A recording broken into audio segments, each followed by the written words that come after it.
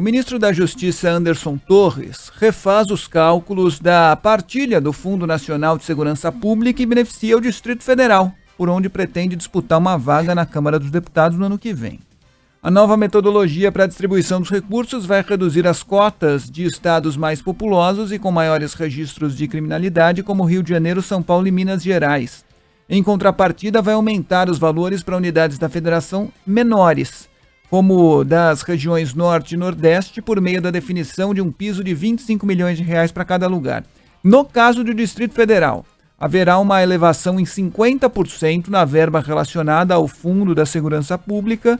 No Acre, por exemplo, o investimento será equivalente a R$ 31,55 por habitante. Em São Paulo, menos de R$ 1 por habitante. Quer dizer, Fábio França, a gente está falando aqui de Fundo da Segurança Pública e o atual ministro da Justiça e Segurança Pública, Anderson Torres, está privilegiando de uma maneira não criteriosa, mas obviamente na cabeça dele tem um critério, né? O critério é o que vai ser vantajoso para ele na corrida eleitoral de 2022, já que, como você colocou, ele pretende disputar uma vaga na Câmara dos Deputados no ano que vem. Você veja, por exemplo, o caso de São Paulo. São 46 milhões de habitantes. No Acre, 900 mil. E olha só como o Acre está ganhando quase a mesma coisa do que São Paulo. São Paulo vai receber 31,1 milhões de reais, pouco mais do que os 28,8 milhões a serem pagos ao Acre.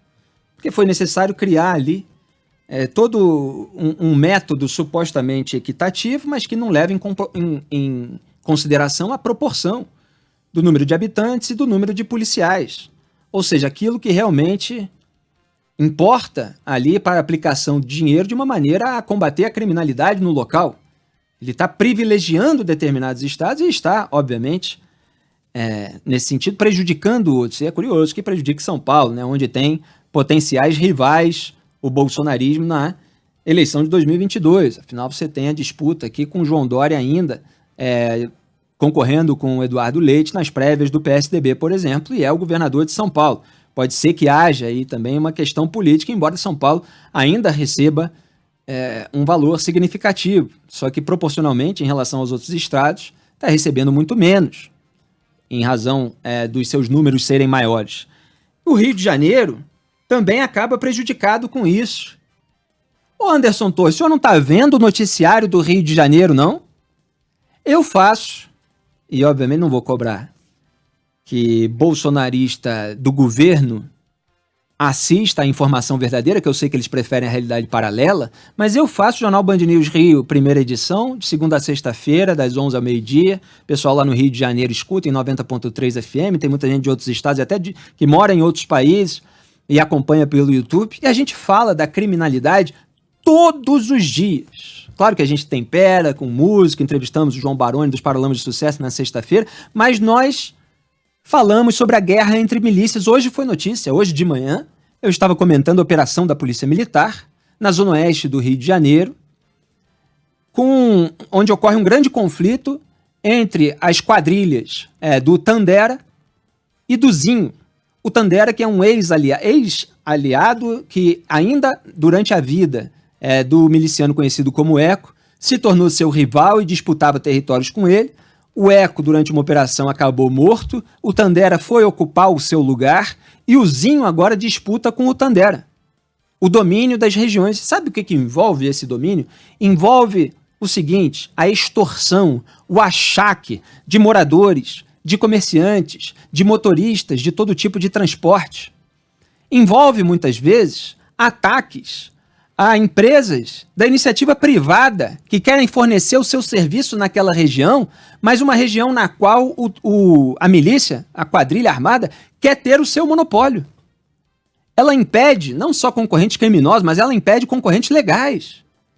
Empresas de serviço de internet, TV a cabo, etc. Muitas vezes os veículos são metralhados, são alvos aí de uma iniciativa criminosa, porque eles querem ter um monopólio sobre aquela região. Uma das disputas entre essas duas quadrilhas é a da extorsão de dinheiro de motorista de van, por exemplo. Eles faturam milhões e milhões de reais, é uma extorsão milionária. O Rabicó, de quem eu falei aqui na semana passada, que é o chefe do tráfico no Complexo do Salgueiro, em São Gonçalo, região metropolitana do Rio de Janeiro, que foi solto por uma liminar absurda do Marco Aurélio Mello no Supremo Tribunal Federal, estava condenado em segunda instância e ainda havia um mandado de prisão preventiva contra ele, ele defende lá, de acordo com informações da investigação policial, a extorsão de comerciantes na área dele, o que gera até um ruído com outros membros da própria facção criminosa a qual ele pertence, que são contra essa fonte de renda. Mas os comerciantes, os moradores, os motoristas são extorquidos diariamente por grupos fortemente armados, sem que as autoridades consigam dar conta de prender essas quadrilhas. Elas vão lá, enxugam gelo e muitas vezes vão lá durante uma operação em que pessoas são baleadas no fogo cruzado e não conseguem prender ninguém. E, lamentavelmente, o Rio vai ficar prejudicado por causa de interesse eleitoral de um ministro que foi ocupar a vaga deixada pelo André Mendonça, que foi o reserva do Sérgio Moro. É uma decadência tremenda. E só queria acrescentar que o maior problema no Distrito Federal não é a criminalidade urbana, não é a insegurança pública nas ruas, embora isso exista em todo lugar do Brasil, mas é a criminalidade do gabinete, é a corrupção. Então você acaba colocando dinheiro num lugar onde deveria haver mais firmeza justamente por parte dos políticos. Mas é isso, firmeza moral, né? Mas é isso que não há. Vamos em frente.